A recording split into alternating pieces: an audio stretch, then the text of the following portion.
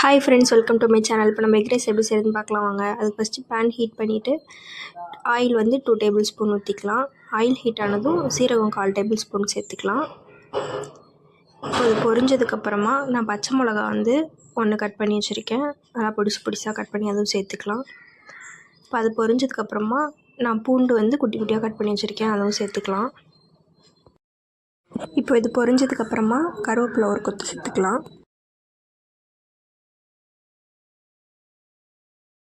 நம்ம இப்போ சேர்த்தது எல்லாமே நல்லா பொரிஞ்சதுக்கப்புறமா ஒரு பெரிய வெங்காயம் பொடிசாக கட் பண்ணி வச்சுருக்கேன், அதுவும் சேர்த்துக்கலாம். அதுவும் சேர்த்து லைட்டாக வணக்கினா போதும். ரொம்ப வந்து நம்ம கண்ணாடி பதார அளவுக்குலாம் வணக்க வேணாம். அப்போ தான் நம்ம சாப்பிட்றப்ப நல்லாயிருக்கும்.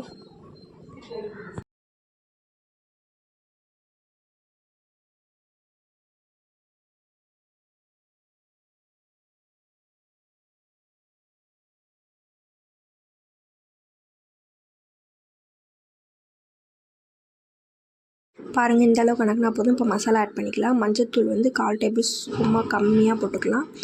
அப்புறம் வந்து மிளகாத்தூள் 1/4 டேபிள் ஸ்பூன்,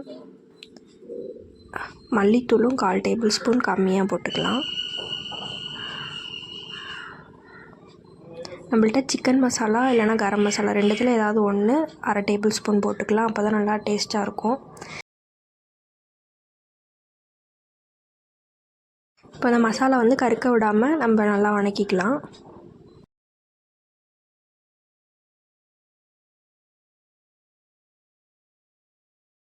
மசாலா நல்லா வணங்கினதுக்கப்புறமா முட்டை உடச்சி ஊற்றிக்கலாம். நான் இப்போ செய்கிறதுக்கு நான் 2 முட்டை உடச்சி ஊற்றிக்கிறேன். உங்களுக்கு எத்தனை முட்டை வேணுமோ அத்தனை நீங்கள் சேர்த்துக்கோங்க. இப்போ வந்து நம்ம முட்டை உடச்சி ஊற்றிட்டோம்.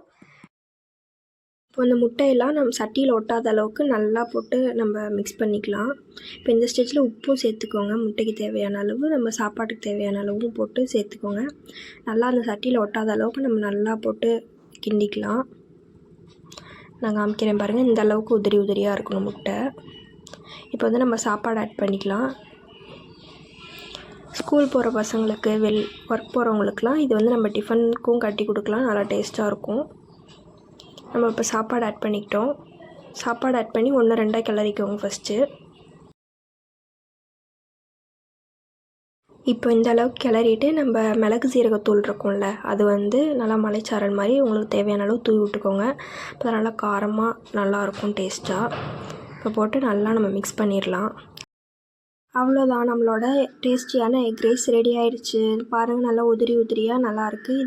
இந்த எக் ரைஸை பொறுத்த வரைக்கும் நம்ம சுட சாப்பாட்லேயும் செய்யலாம், இல்லை லெஃப்ட் ஓவர் ரைஸ்லேயும் செய்யலாம். நீங்களும் இது மாதிரி உங்கள் வீட்டில் ட்ரை பண்ணி பார்த்துட்டு எப்படி இருக்குன்னு கமெண்ட்டில் சொல்லுங்கள். தேங்க்யூ ஃபார் வாட்சிங். சப்ஸ்கிரைப் பண்ணிக்கோங்க, லைக் பண்ணுங்கள், ஷேர் பண்ணுங்கள், கமெண்ட் பண்ணுங்கள்.